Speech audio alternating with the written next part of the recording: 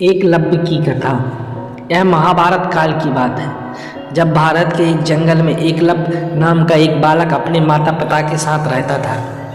वह अनुशासित बालक था और उसके माता पिता ने उसकी परवरिश अच्छे संस्कारों के साथ की थी। एकलव्य की धनुर्विद्या में बहुत रुचि थी, लेकिन जंगल में इसके लिए साधन उपलब्ध नहीं थे।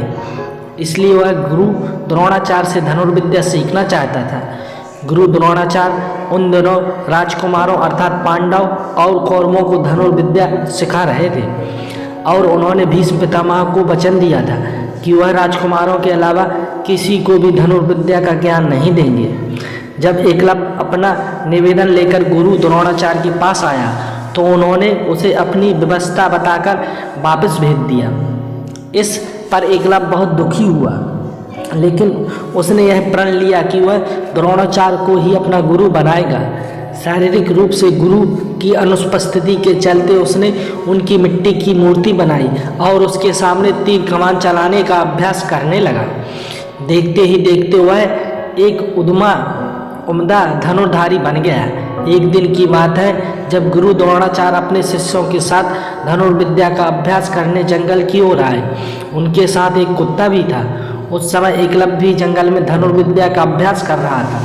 ऐसे में जब कुत्ते को जंगल के एक ओर से आवाज़ आई तो वह उस ओर जाकर भौंकने लगा, जिससे एकलव्य की एकाग्रता भंग होने लगी। इस वजह से कुत्ते को चुप करवाने के लिए एकलव्य ने उसके मुंह में कुछ इस प्रकार बाण चलाई कि उसका भौंकना भी बंद हो गया और कोई चोट भी नहीं आई।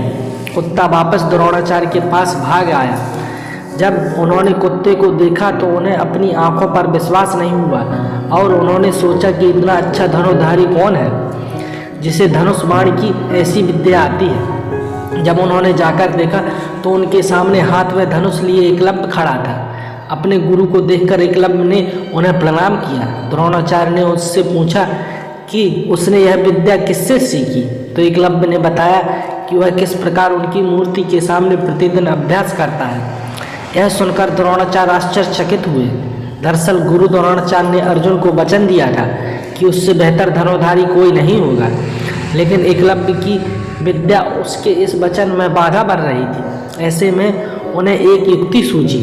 उन्होंने एकलव्य से कहा, वत्स, तुमने मुझे शिक्षा तो ले ली है, लेकिन मुझे गुरु दक्षिणा तो अभी तक नहीं दी।